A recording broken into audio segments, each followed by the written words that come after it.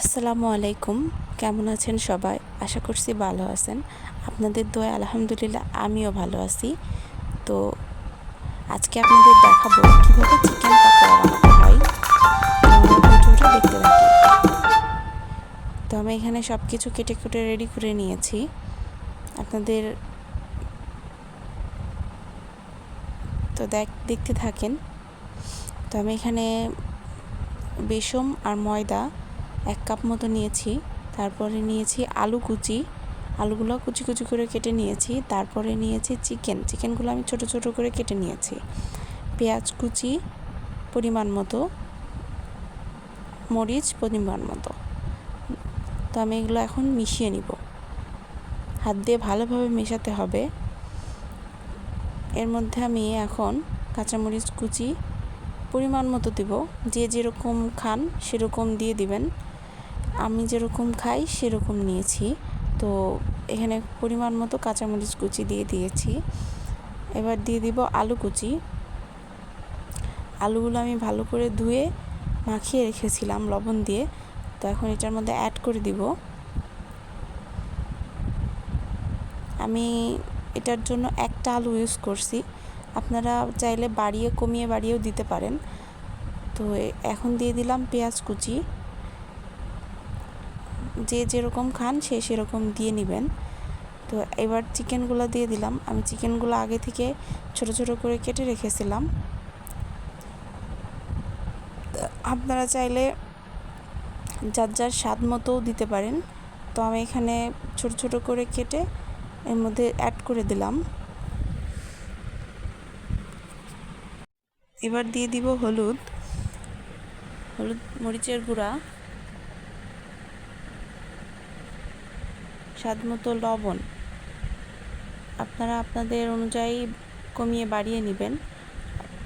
একটু সামান্য লাগবে, এজন্য আরেকটু অ্যাড করে দিলাম। তো এবার আমি ভালোভাবে এটা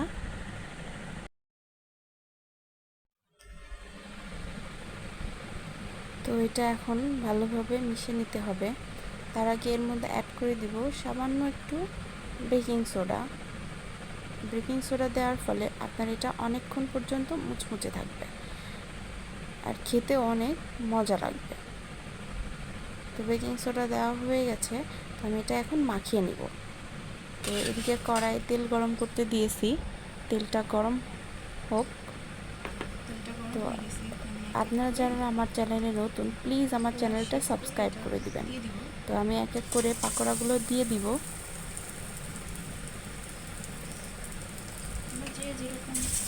এক এক করে সবগুলো ভেজে নিব।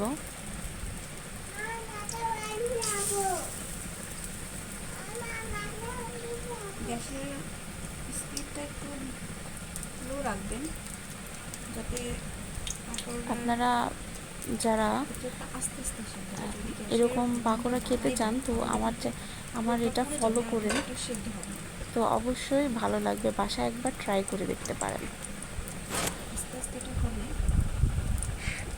সব দুপুরের নাস্তার জন্য এটা অনেক পারফেক্ট।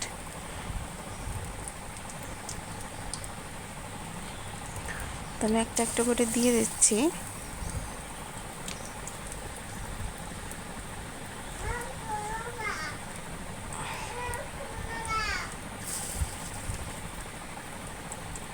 তো একটা একটা করে সবগুলো আমি ভেজে নিব।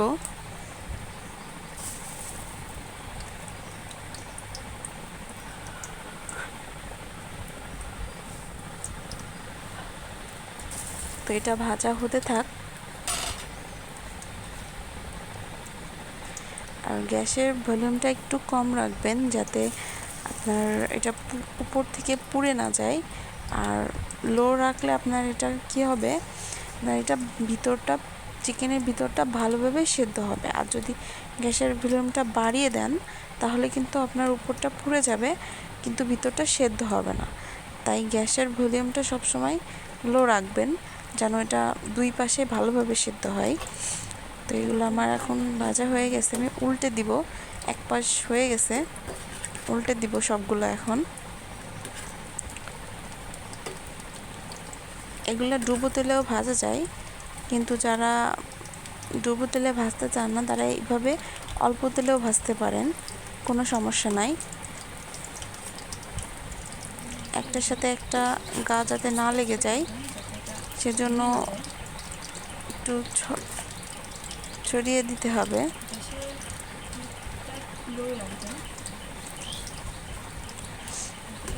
সবগুলো উল্টে পাল্টে দেওয়া হয়ে গেলে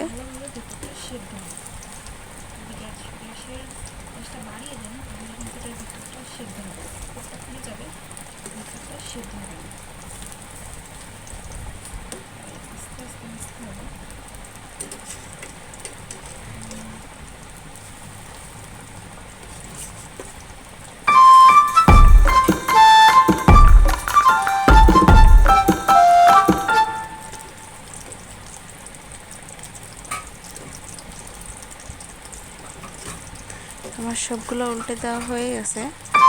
এক পাশ হয়ে গেছে, আরেক পাশটা আস্তে আস্তে হচ্ছে।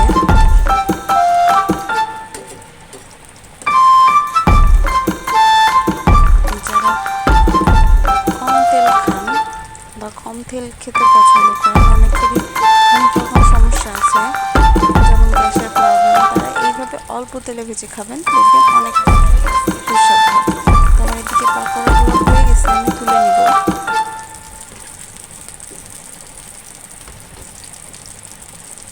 সবগুলো এক এক করে তুলে নিচ্ছি। হয়ে গেছে আমার পাকোড়া একদম রেডি। তো আপনারা যারা এভাবে খেতে চান তারা বাসায় অবশ্যই ট্রাই করে দেখবেন আর আমাকে কমেন্টে জানাবেন। এর সাথে একটু শসা কুচি নিয়ে নেবেন। দেখেন কতটা পারফেক্ট হয়েছে। আমি আপনাদের একটু হাত দিয়ে ভেঙে দেখাই।